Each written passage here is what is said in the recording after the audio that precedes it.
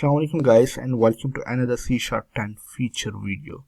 Today we are going to talk about Lambda improvements, and one of the Lambda improvements in C# 10 is the func delegate type inference. Before C# 10, if you want to write a function delegate and you are returning something, you need to specify return type into the func delegate.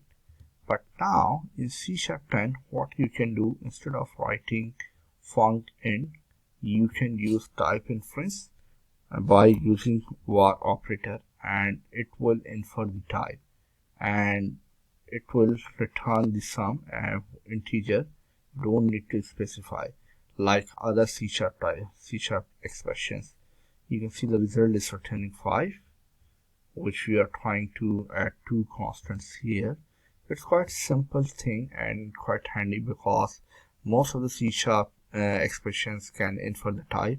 However, the func delegate was not able to infer it, but now in C# 10 you can do it. Hopefully you will learn something. If you like my video, please tell me in comments and thumbs up. Thank you very much for watching my video.